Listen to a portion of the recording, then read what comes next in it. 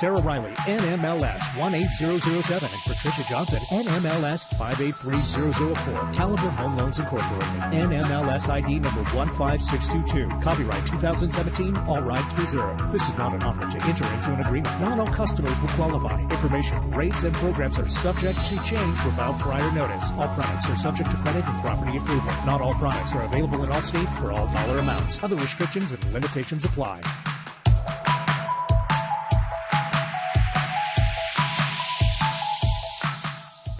Welcome. You're tuning in to Financial Fitness Northwest, coming at you live on 1150 KKNW. I'm your host, Sarah Riley. And I'm your co-host, Patricia Johnson. We're the Riley Johnson team.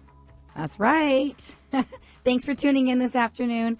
It's our goal to help people navigate the mortgage and real estate market with expert advice from knowledgeable and trustworthy industry professionals. Whether you're a first-time homebuyer or a seasoned investor, we can help. We strongly believe in giving back and empowering our community. It's our hope to provide our listeners with local charities and business to bring solutions to their daily life and provide you with opportunities to give back to your community as well. Welcome to the show today. Welcome. Well, we have a great show today. It's June still, same as last week, so it's homeownership month. It is. It's still June. Thank goodness. I mean, time goes really fast, but that'd be crazy. You wouldn't know, though, by the weather outside that it's June. I know. Well, actually, June isn't typically, fabulous, but it has been. I don't know. I don't even know what's typical anymore. Global warming, so who knows, right? It doesn't feel like global warming today. Well, anyways, so it's homeownership month, and I thought we'd touch a little bit just about what's going on with interest rates. To start the year, experts had been saying that in 2017 we were going to see this big rise in interest rates, and that really hasn't been the case, actually. No, it really hasn't. As a matter of fact, rates are actually really good right now. They're historically probably low still. Well, they are historically low, but they're also low even over the last. They've gone down. Yeah. Yeah. So, a lot of experts were saying that rates were going to rise up to the 5.5% range by the end of this year. And we're nowhere near that. Rates are actually down third quarter. So they still see a trend for rates going up by the fourth quarter. But, we're still going to be in a great position. And they're thinking, still in the low to mid 4% range.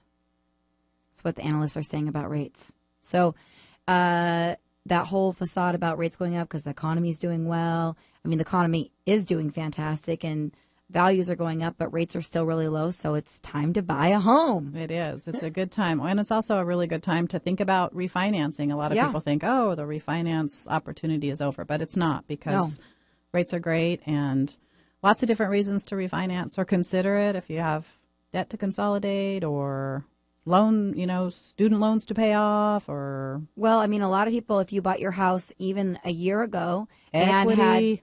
And had mortgage insurance because you didn't have 20% down, definitely a time to talk to your lender and find out what your options are from removing your MI and lowering your interest rate. Yep. So especially if you did an FHA loan. Especially if you did an FHA. Well, even a conventional. Whatever kind of MI you have, it's a great time to get rid of that. And you probably have the value, so you should check it out. Yeah. So, that's our little tidbit about why you should buy right now in June. And we'll talk more in the market update. But what's going on? What's going on this week in your life, Patricia? I don't know. It's just kind of a busy week. It's gone fast. I always feel like when we get to Thursday, it's already Thursday and the week's over. We're taking tomorrow off. Yeah. That's the weekend. It's not really. And we're not taking tomorrow off. No. We have no days off. Zero. No. Lenders never rest. We are here for you. 24 hours weekend, a day. Whatever. Your beck and call. Well, I have things going on. I'm improving my house. Oh, you are? Yeah. What are you doing? Well, we decided we were going to paint the whole inside of our house because we bought our house 8 years ago now, 8.5, I think. And it was new when we bought it, newish, just a few years old. And so, but it's got that early 2000 paint color with accent walls. It doesn't look bad, but you just don't realize how dark it is. The colors were a lot darker that were in style then. And now everything's fresh and cool and light. So we decided we're going to paint our whole inside of our house, which is quite the project, right? Yeah. But then when you think, okay. Especially your house, because there's a lot of stuff you have it really decorated. So it's a lot of stuff to come down, right? You're going to make me sound like a hoarder. No. You have a lot of stuff. No, it's decorated. It's lovely. It's lovely, but that's a lot of taking down and right. Yeah. Which then it's like, okay, am I really going to put all this back up? I might need to change a few things, buy some new stuff, right? Redecorate. Well, it has now evolved into, well, if we're painting the house, we might as well paint the kitchen cabinets. Okay, well, if we're going to paint the kitchen cabinets, we should we're going to raise them up and do this molding up, take them to the ceiling, and so wow. Mm-hmm. So our house is going to be under construction for the entire summer. When's that going to start? Well, we're having our fence built or replaced. We're getting a new fence in our backyard. And so when he comes out to do that next week, he's also going to do the uppers on the cabinets to the ceiling and frame out our island. Give it the little texture, right? Nice, freshen it up so it doesn't look like builder grade. That's awesome. I know. And then in July, we're going to have it all painted. This is a great point because, if you are sitting in your house and you're thinking, I don't really want to move because the inventory's low and you want to do some upgrades, you could refinance and take some equity out and upgrade your property. Right. And even maybe lower your payment if you have MI or anything like that. You don't know. You should definitely talk to a lender about your options. Possibly the Riley Johnson team at Caliber Home Loans would be a good option. I would say most likely you should definitely do that. It'd be the best option. But, well, anyways, when we come back from commercial, we are going to have Shaunna Ballas with Washington Women in Need, whose mission is to provide health and education grants to low-income women in Washington to help them improve their lives. We're really excited to talk to them today. And then on the second half of today's show, we're going to be covering part 2 of the nuts and bolts of home buying process. This is great information for the first-time home buyer as well as the move-up buyer that may have not purchased a home in the last 5 years. We covered part 1 a few weeks ago, and so we're going to recap and take you from contract to close and what you need to know. So to find out about any topics discussed or to learn more about the guests we have in studio, you can find us online at www.financialfitnessandw.com.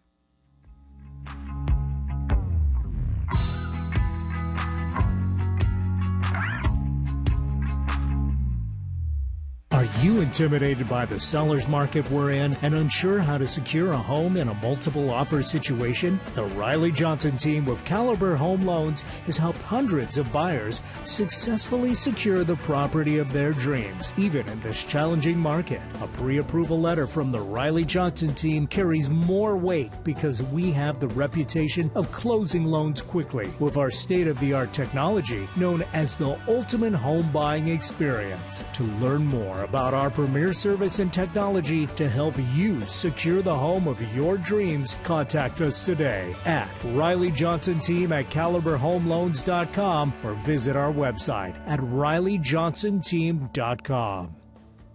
Sarah Riley, NMLS 18007, and Patricia Johnson, NMLS 583004. Caliber Home Loans Incorporated, NMLS ID number 15622. Copyright 2017, all rights reserved. This is not an offer to enter into an agreement. Not all customers will qualify. Information, rates, and programs are subject to change without prior notice. All products are subject to credit and property approval. Not all products are available in all states for all dollar amounts. Other restrictions and limitations apply.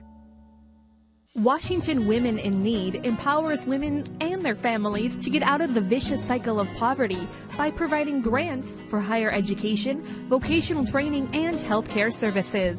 WWIN gives women the ability to achieve their full potential, understand their unique worth, and become positive contributors and role models in our communities. 1 in 5 women in Washington State is financially eligible for a WWIN grant. Sadly, we must turn away hundreds of deserving women each year from receiving this life-changing opportunity. Overcoming poverty takes courage, determination, and strength. With your support, you are helping a courageous woman fight back, reclaim her dignity, and transform her life. You are reminding her that she can keep going, that she can achieve her goals and take control of her future. In WWIN's 25th year, our goal is to lift all women up so they can reach their full potential. Please join us and help a woman in Washington make a life-empowering change for herself and her family. In return, she will rise up, take her place, and positively impact generations to come. To learn more about Washington Women in Need, please visit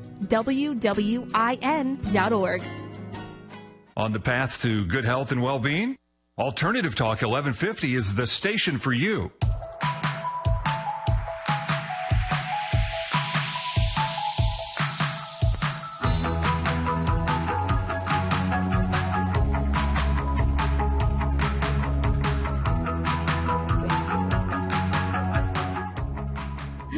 Welcome back. You're tuning into Financial Fitness Northwest live on 1150 KKNW.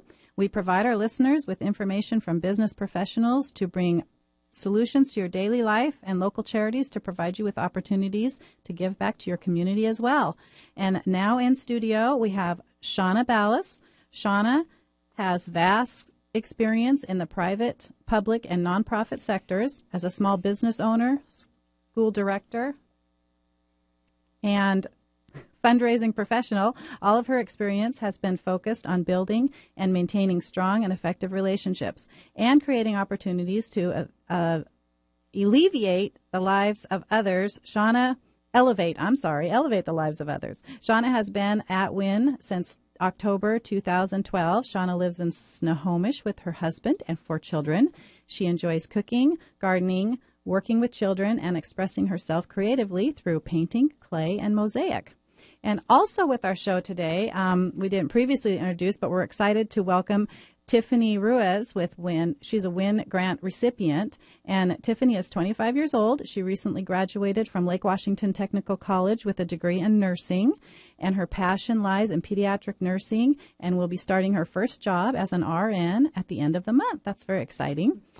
She has a 4-year-old daughter named Savannah, and together they enjoy exploring the outdoors and going to the beach. She became a WWIN recipient during her first year of nursing school, and she is very proud to be part of the amazing program. So welcome, ladies. Wow, welcome, you guys. Thanks for having us. So can you tell us a little bit about what the mission for Washington Women in Need is, just about the program? Yeah, so Washington Women in Need was created to improve the lives of low-income women through healthcare and education grants. And we focus our attention to lifting a woman up, rather than giving her a handout. So when Washington Women was in Need was created back in 1992, that was the mission. It continues to be the mission today. We keep it very simple and clear, so we know exactly who we're serving, and our donors know who we're serving, and it's been excellent. Yeah. When you say lifting up, so how do you guys do that, lifting them up rather than just giving them a handout? What does the program entail? Well, the women who come to Washington Women in Need are ready for transformational change. They've already done the hard work. They're enrolled in a school, right? They are doing what they can to get themselves out of the situations that they're in. And that can be anywhere from being in poverty to escaping domestic violence. They have overcome drug addiction, many, many different kinds of things.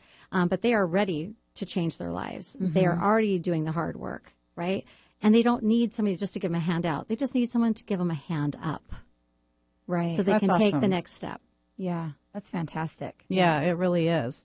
So you have been around for 25 years? 25 years this year. We're so excited. That's amazing. How a lot of charities don't exist, at least in the same capacity, maybe evolve or change, but you guys have been doing this for a long time. Long time. There's multiple reasons for that. I would say, unfortunately, the need is there, right? And the need is great, and it continues to be there. Gratefully, we're able to continue to support that. But really, the excellent stewardship by our board, that board management, the management within the organization itself is really, really strong and has kept us just always in a space of good financial soundness. And then also our donor base is very loyal, fantastic donors that we have at WWIN. Many of them from 25 years, 20 years, 15 years. Really long time. Wow. So we have a lot of longevity within that space too. Wow, that's great. So the original founders, are they still involved then? Or? So Julia Love Pritt, who was the founder, passed away in 2010 from breast cancer complications. But her son, Darren Pritt, and his wife, Janine Pritt, are still in charge of the foundation. So they are a major contributor to the organization. They are responsible for paying for nearly all of our operational costs. So then when a donor makes a contribution, a good proportion of what they're providing goes directly to the women that we're serving. Wow, that's incredible. Yeah, it's really outstanding. They're wonderful partners and very much involved with the organization. Wow. So what do you think has really kept you guys relevant, for this period of time? 25 years is a long time. So what keeps you guys relevant in today? Well, unfortunately, poverty still exists. Yeah. did in 1992, and it still exists today, and sometimes even in a greater regard. Women are still, disempowered, in their relationships and sometimes with abuse. And so unfortunately, that problem still exists, and for Washington Women in Need, at one point we had about 80% of the funding was going towards, or 60 to 80% was going towards healthcare, and the balance would go towards education. And now we're able to flip the tides because of the current healthcare. We'll say for how long, who knows, but currently we're able to really shift our direction to provide more education grants, which really are super empowering. I mean, they are what really help women get to that next level. And so what area of women do you guys serve? All Washington State. All Washington State. All Washington State. The greatest proportion, obviously, is within the King County, Puget Sound region. But we have many, many grantees from Eastern Washington, Central Washington areas. Okay. How do they find you? That's what I was going to say. How do Yeah. they find you? I mean, what's the entry to you, or how do they? What type of people are looking for you? All types, or? Yeah. In fact, I'm going to let Tiffany answer that question Yeah. because she's really close to that. So I'd love to have her interject on that part of it. Yeah, so I actually found out about WWIN through a counselor that I had at school, an advisor, and she told me about it, and she's like, I think you'd be perfect for it. And so I just went on the website, which is WWIN.org, and just answered a series of short essay questions and submitted some documents, and I received a call. I think it was a couple weeks later I received a phone call, and they told me, we love you, we want you to be a part of this scholarship foundation, and we want to help you achieve your goals. So that was pretty awesome. Yeah, that sounds like that was a great day. Oh, yeah. I was so excited. I couldn't believe what was happening. Wow. And so you were already in school then? Yeah, I was actually already in my first year of nursing school when I received the grant. Oh, wow. And so did the grant help you pay for the rest of your schooling then? Yeah, it did. So I also have a 4-year-old daughter. So it was, the grant helped me pay for tuition so that, I could use any extra financial aid money or money from my job to pay for my daughter's childcare, which I find it completely crazy. But 1 month for her daycare tuition was basically the same as I paid for 1 quarter of nursing school. So that WWIN grant really helped me. Wow, that's amazing. Yeah, trying to go to school and raise a child and cover all that expense. And work. Yeah. Wow, it's incredible. She's a rock star. It sounds like it. Thank you. Like it. So what are some examples of challenges that women who apply have? Well, we see them, many of them, again, are either sexually abused, domestic violence. They are dealing with addiction and have passed that. We have women who have been incarcerated and who have gotten out of prison. Very few population of that, but we do have some of those. Just women who have come from extreme circumstances with poverty and are just, I would say, climbing that ladder, out of that hole. Mm-hmm. And, we all know how that can look, right? It can be climb a couple rungs, boom, boom, boom, you get put back down, right? And you got a couple more. And so WWIN has really been a lifeline to a number of these women because it's funding that they can count on.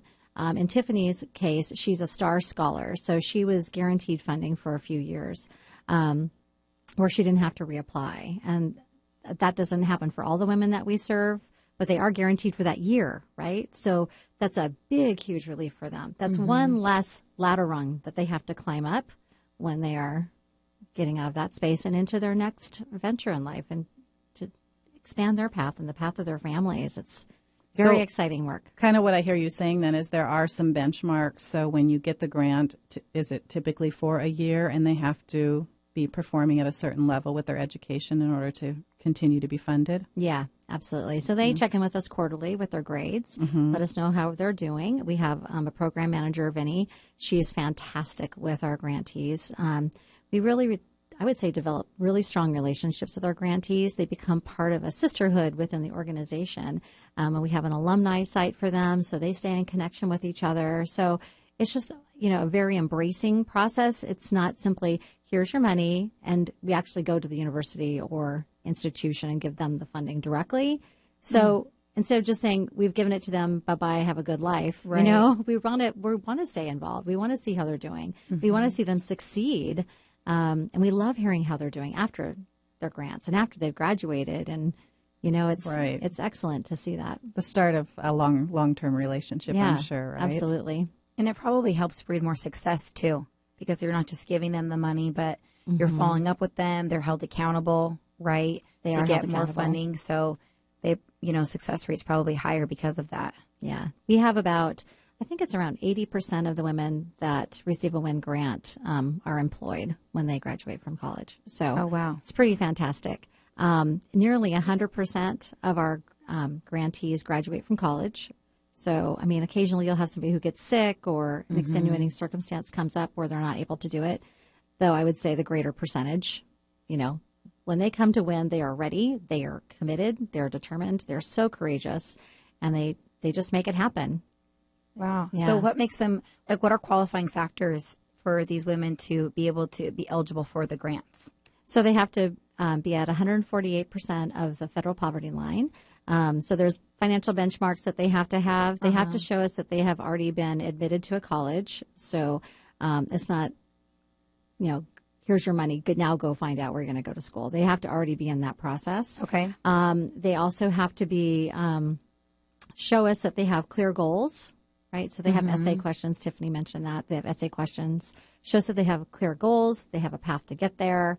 You know, they keep in touch with us. They have grade point averages that they have to meet. So those are the primary benchmarks, I would say. And you said that Tiffany was an A. She didn't have to reapply. No. So why is that? Are you so special? Because she scored so high. Scored so high.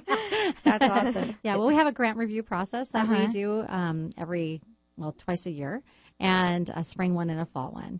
And when we do that process, there is a list of essay questions that they have to answer. And what's fantastic is many of our donors help us with this grant review process. Oh, that's great. So up to 5, it's usually 5 or more, people will review the same grant application, so we can kind of, you know, take out those that kind of might be real low or those might be real high and come up with an average. And so Tiffany was one of those ones that was right up at the, you know, 5-star level with everybody. So, so she received the opportunity to receive a grant for successive years. And that particular grant is available to women for up to 4 years of their college experience. And so they can receive up to $20,000 in education grants.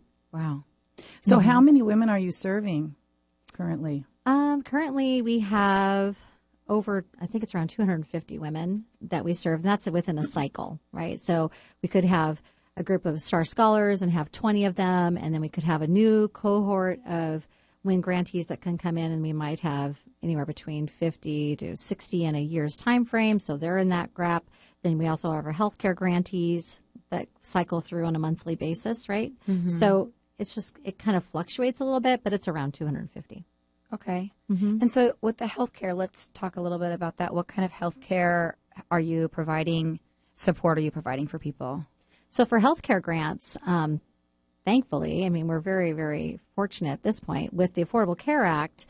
Many of the women that used to have to come in for healthcare grants, be that for mental health counseling, be that for hearing, vision, dental work, they were able to then already have healthcare, you know, so they don't have to come to us for a grant anymore. Now we're a little bit in the air as far as what that could mean. So what that did is provided us with the opportunity to give more education grants versus healthcare grants.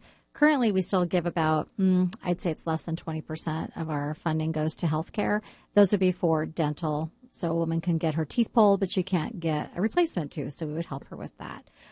Or she can go get a vision exam, but, it doesn't cover her hardware. So we will help support the cost for her, hardware. Mental health counseling is probably one of our largest ones that we do, dental and mental health. Because there's certain mental health care that's just not covered by the Affordable Care Act. So, wow. Yeah. So how can members of the community get involved if they want to help? How can they help? Oh, there's lots of great ways. So we have our luncheon, which is in March. It's our annual spring benefit luncheon. This year was fantastic. It was our 25th anniversary luncheon, and we had 1,000 people in the room. It was great. super exciting. It was great. Tiffany, you were there, I think, weren't you? I was there last year. Yeah, last year. It's a really great event, and that's a big celebration time. It's educational as well as a fundraiser. Then we have a Sip for Stars event in the fall, which is a more small group of donors that come together. It's more of our major donors, is what we would call them, our VIPs, and they come to that. So also we have our annual appeal. There's Give Big. There's multiple ways that you can contribute. Just go into our website at WWIN.org and you can make a donation directly online. And then also we have corporate sponsors, which we love. This year, Washington Federal was one of our premier sponsors. In fact, our number one 25th anniversary premier sponsor. So we rely heavily on corporate support and community organization support. We don't receive any public funding either, only private funding. Oh, wow. Wow. Mm-hmm. That's crazy. So, Tiffany, do you want to share anything with us about your story or your experience in working with WWIN? Yeah, so like I said, I got chosen to receive a grant my first year of nursing school. So I started working closely with them and volunteering at events and, getting to know the staff. And I've had such a good experience with them. I think you were mentioning, Shaunna was mentioning earlier, how they don't just, give you the money. They really give you a hand up and they want you to succeed. And, you can tell when you talk to them, they ask you how you're doing, what your goals are. I've had the privilege of visiting the office and writing thank you cards to the donors and, just sitting with them and, you can tell by looking at their face how excited they are for you, where you're going. And, it's the support that you receive is just, it's incredible. And, the financial aspect of it is obviously very helpful. It's nice when you're going through school, not having to worry about, how you're going to pay for your next quarter of college. Mm-hmm. So that's really helpful. But the support they provide is it's incredible. But yeah, I'm so thankful for everything they've done for me. Wow. So you're going to be, when do you graduate? I graduated in March. Oh, in March. Okay. Yeah. Mm-hmm. And you have a nursing job already? Yeah. So I graduated in March and I took my board exam, the NCLEX, in April.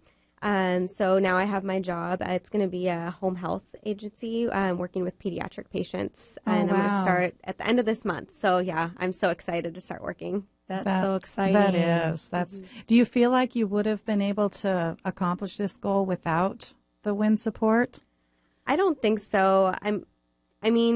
It's possible. There's a lot of scholarships out there, but I don't think that any of them would have compared to Washington Women in Need. Like I said, just the support they provide, and just you can tell that they have your best interest at heart. Mm-hmm. So maybe it's possible, but I don't think it would have been as great of an experience as it was with WWIN. Oh, that's fantastic. Yeah, it really is. Well, thank you both so much for being on the show and letting us know more about WWIN. It sounds like such a great organization. Yes, we're so glad you guys came on the air with us. That was a pleasure, and thanks for having us. Thanks for having us. Really fun. Well, thanks for tuning in to Financial Fitness Northwest. When we come back from the break, we will have part 2 of the nuts and bolts of the home buying process. To find out about any topics discussed today on today's show, you can visit us online at www.financialfitnessnw.com.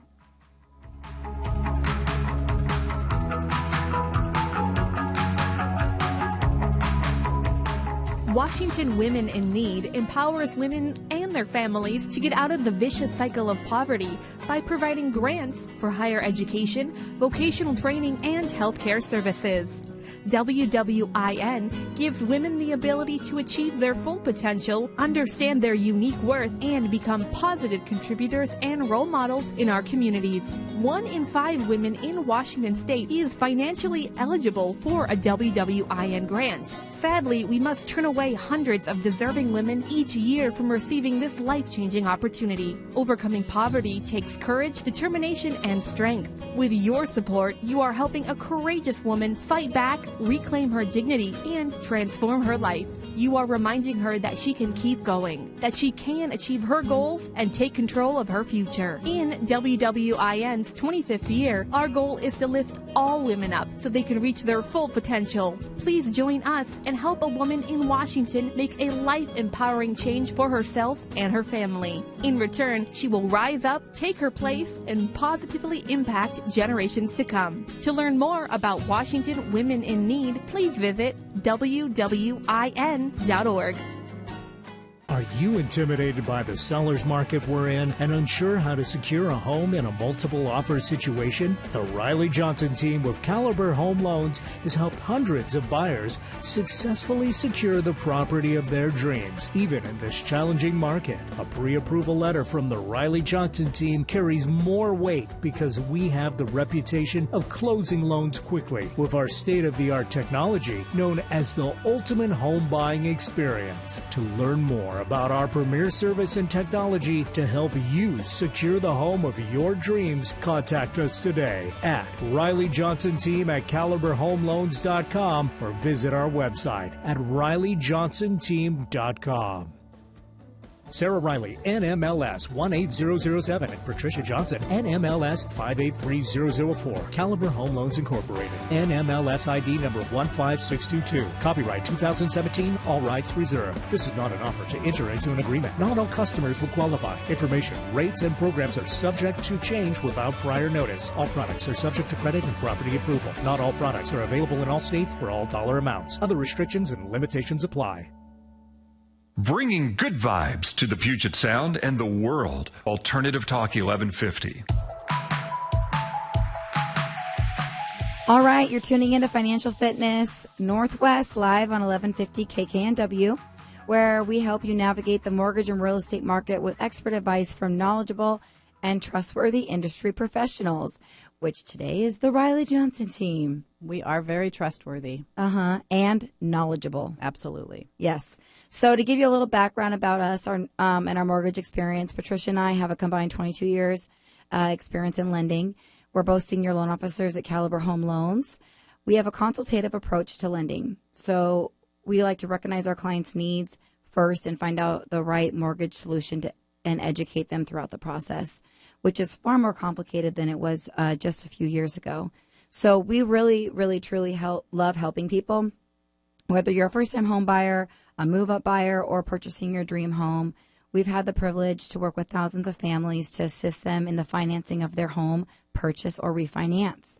So we did a part one of this a few weeks ago, we covered basically like, you know, what to know when choosing a lender, an agent, the pre-approval process, and do's and don'ts. Right? Pretty much, yeah. We kind of got you to the point of, you know, being pre-approved and ready to house shop. But you're probably sitting out there waiting for part two because you've been tuning in every week, just wondering what do we do next? Yeah. Sarah, Patricia, tell me. I'm sitting on pins and needles. Well, we did cover a little bit. We started to get into inspection versus appraisal, which is kind of the next step once you're under contract. So let's recap that a little bit. Let's recap that. So every agent out there would most likely recommend that you get an inspection. And the inspection is going to be what you personally, as the home buyer, pay for and have done for your own comfort, just to make sure that there are not any hidden issues with the home that you're considering buying. Right. And, you know, the inspector goes in and he or she is going to look at everything from the roof to the crawl space and everything in between to really make sure that your property is sound and there aren't any, you don't want to buy a money pit, right? So. Yeah. So, and so you're under contract. You signed around. The first step is you have your inspection done. A lot of times you'll do that before you're under contract, a pre-inspection, to make your offer more competitive. That way you can waive the inspection. That happens a lot in this market, and your agent can explain that to you more. But the inspection has nothing to do with lending. So that's nothing to do with lending. That's just for your peace of mind.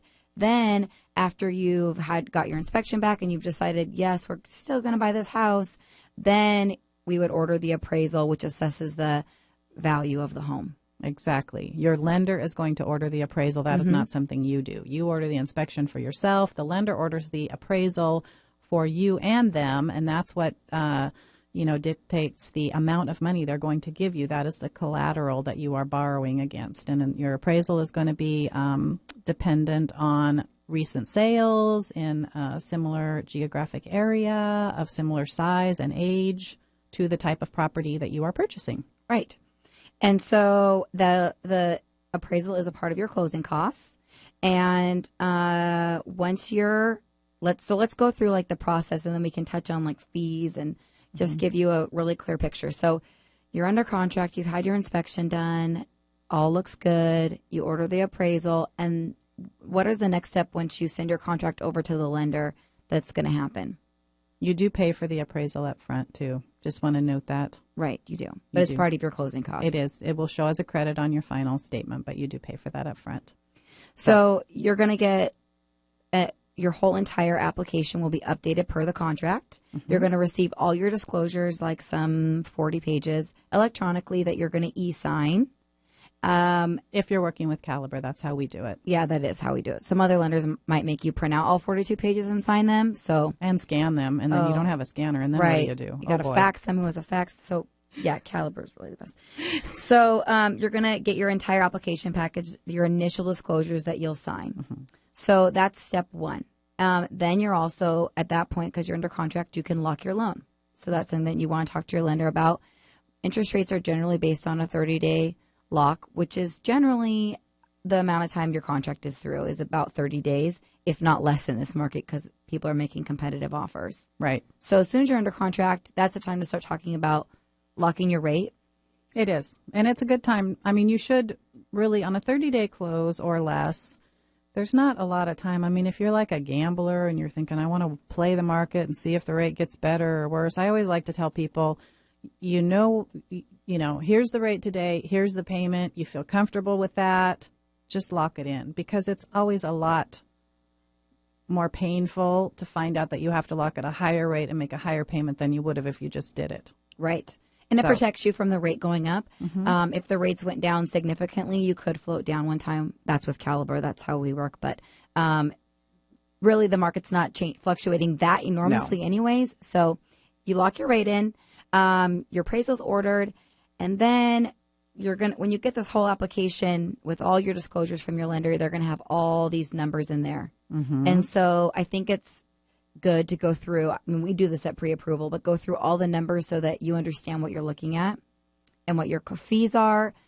So let's talk about that. The numbers that a lender has control over, the cost that we have control over is the rate, the cost of the rate, if a lender charges an origination fee or not, and then what they charge to underwrite or process your loan. Typically just one fee. There's really just one fee that your lender is charging for the underwriting of your loan and the service that they're providing. So everything else is pretty much going to be very similar with any lender. You're going to have title and escrow, appraisal. Well, you've paid for your appraisal, and that's pretty standard too. You're going to have recording, you're going to have credit report. Right. So when you're comparing numbers and you're looking, let's say you're looking at one lender's fees versus another lender's fees, it's just good to know that you should be looking at the interest rate and then their cost to do the loan, which is usually one fee. And the rest of it, if there's an origination fee or a discount, which is for the rate, those are all additional fees they're charging you. The third-party fees, title and escrow, those companies are determined by the contract. The agents will pick what company those are. And so all those fees are going to be the same no matter who you work with as a lender. Exactly. Yeah.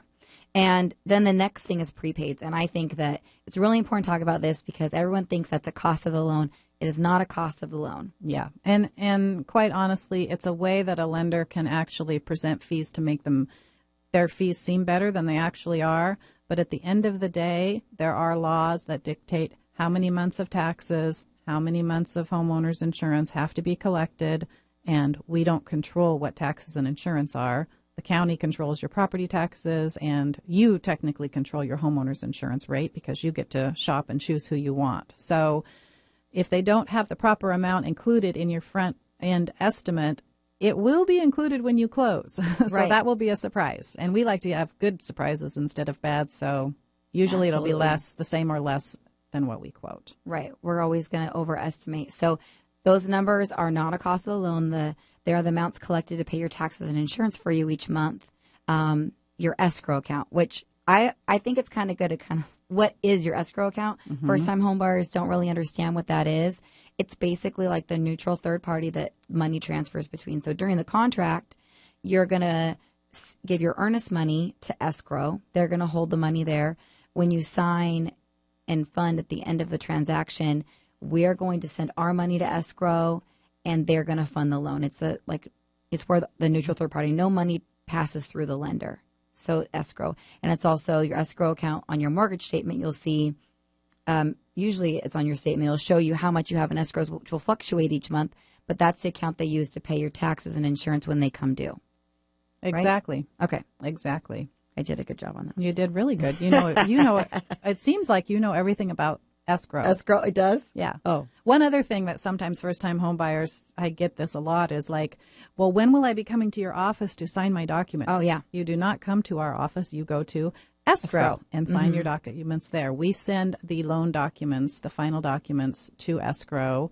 We balance the final CD with them, and that's where you sign your documents. So, right. Yes. So, okay. So now you understand all of your numbers, I hope. APR. We didn't touch on APR. So APR is really just another way for you to see the cost of the loan. The APR is the interest rate, which the interest rate is what your payment is associated with, the rate you're locked at. The APR is the interest rate plus the cost of the loan amortized over the life of the loan. So the APR is always going to be greater than your interest rate.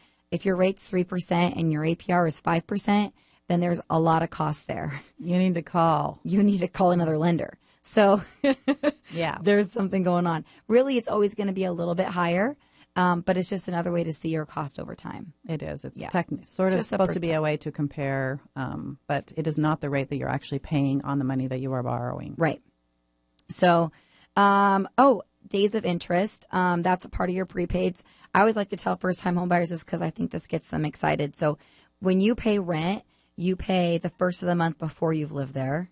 But when you pay your mortgage, we pay in arrears. So if you bought a house in June, the month to buy a home right now, then your first mortgage payment, if you closed in June, wouldn't be until August.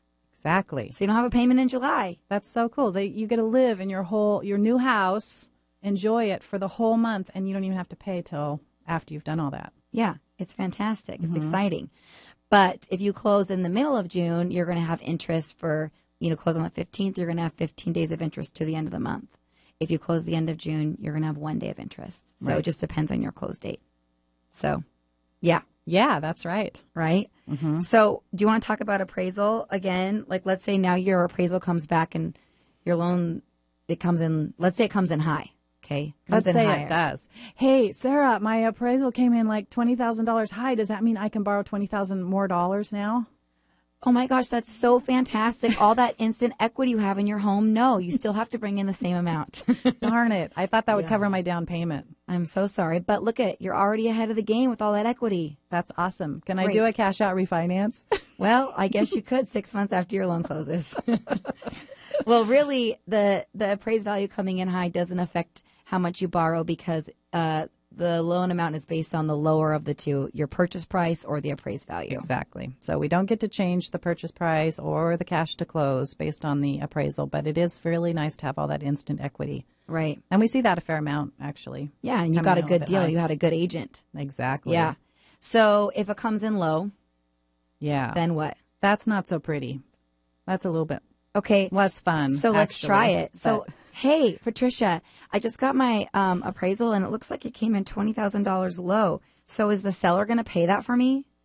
Well, this is where it gets a little tricky, and this is really where you want to have a seasoned agent. And if you need a good agent, go to www.financialfitnessnw.com and look at the agents that we've had on the show because they're quality people.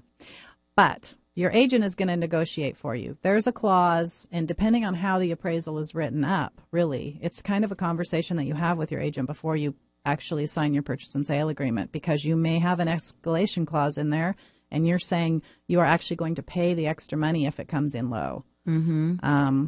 You may not have that in there. Then they need to go back to the seller and negotiate. Sometimes they'll meet in the middle. Sometimes they won't. Property, I it think. does, yeah.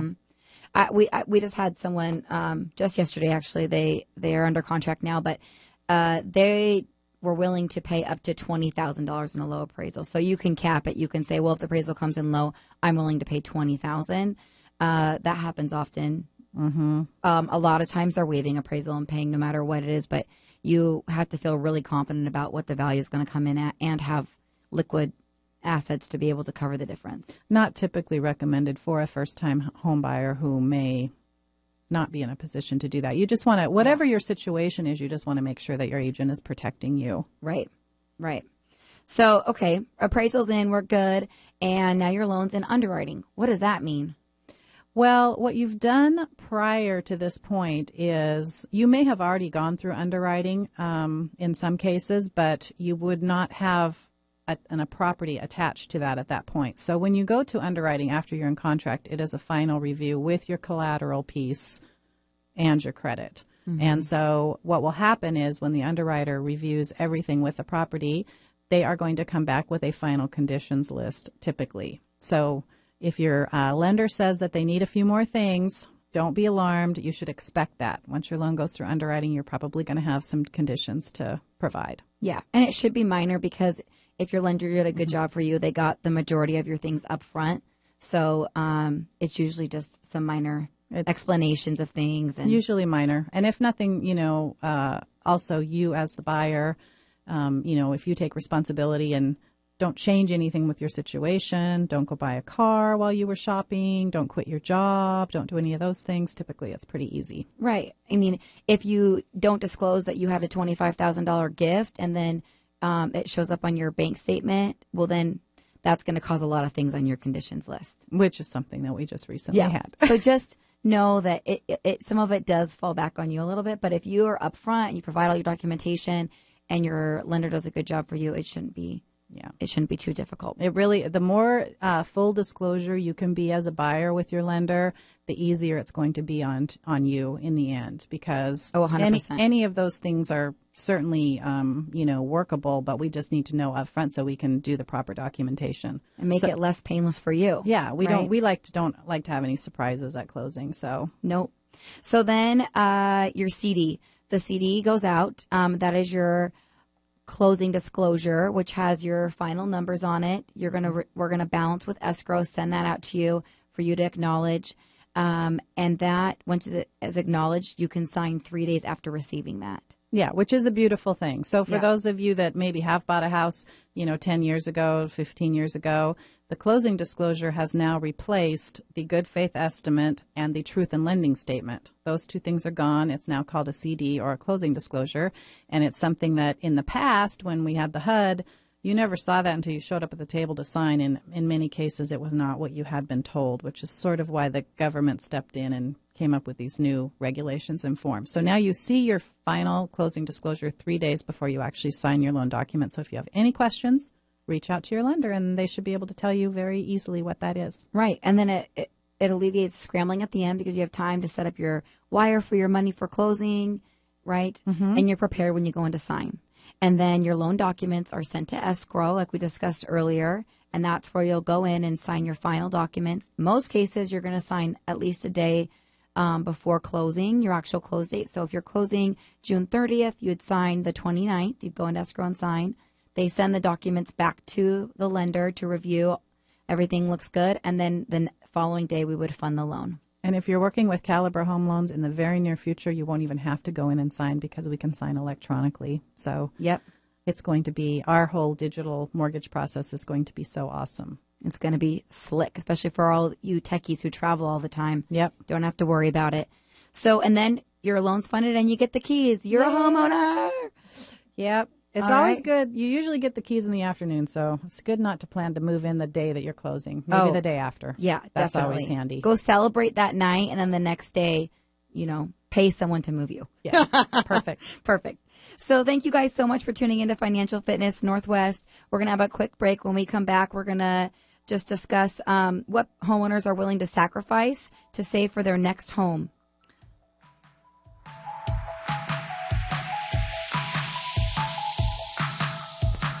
Are you intimidated by the seller's market we're in and unsure how to secure a home in a multiple offer situation? The Riley Johnson team with Caliber Home Loans has helped hundreds of buyers successfully secure the property of their dreams, even in this challenging market. A pre-approval letter from the Riley Johnson team carries more weight because we have the reputation of closing loans quickly with our state-of-the-art technology known as the ultimate home buying experience. To learn more about our premier service and technology to help you secure the home of your dreams, contact us today at Riley Johnson Team at CaliberHomeLoans.com or visit our website at RileyJohnsonTeam.com.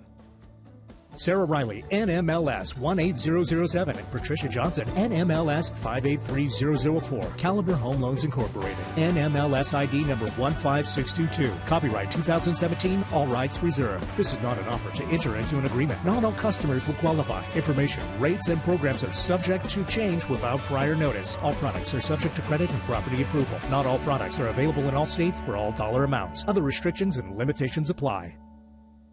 Washington Women in Need empowers women and their families to get out of the vicious cycle of poverty by providing grants for higher education, vocational training, and healthcare services. WWIN gives women the ability to achieve their full potential, understand their unique worth, and become positive contributors and role models in our communities.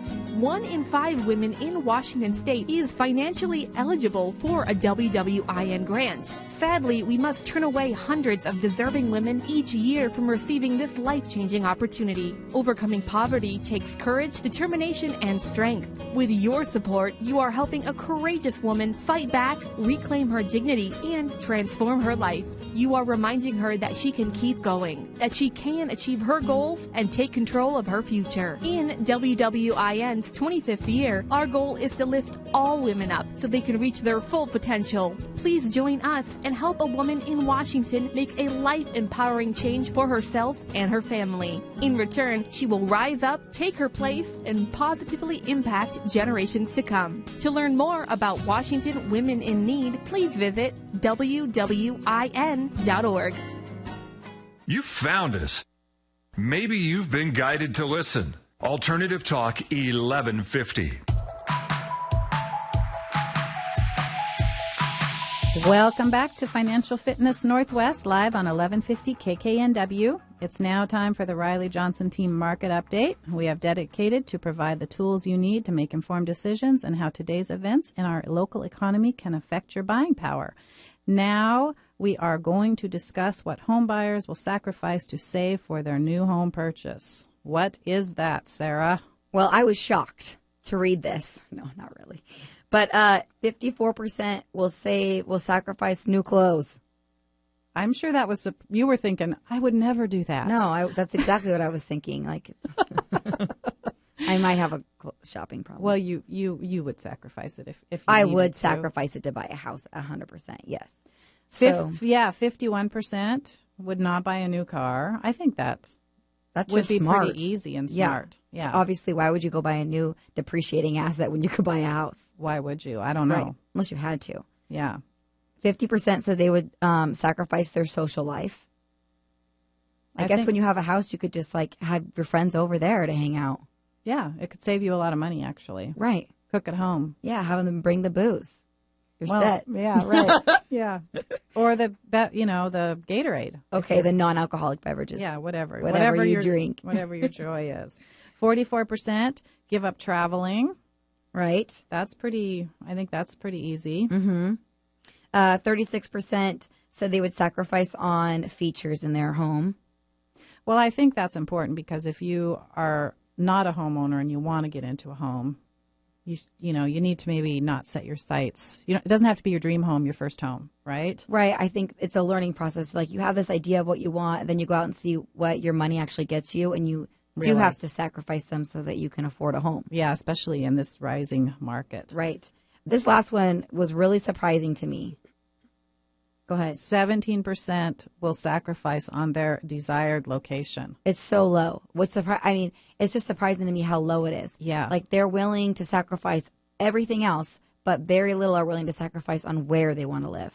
I think that they do, though, because I think it comes down to that kind of the same as the features is once they start looking, because they want to live in Ballard, and then they look in Ballard and they realize, I'm not going to buy in Ballard because, just because of the price. Right. They have to just keep inching their way out. But, I mean, it's great to stay close to your location if you can, because quality of life is good and driving a long ways is not so good. As we know. Because we do that. Thank you so much for tuning into Financial Fitness Northwest. We hope you found the information valuable. To learn more about our show and our guests we've had in studio, you can find us online at www.financialfitnessnw.com.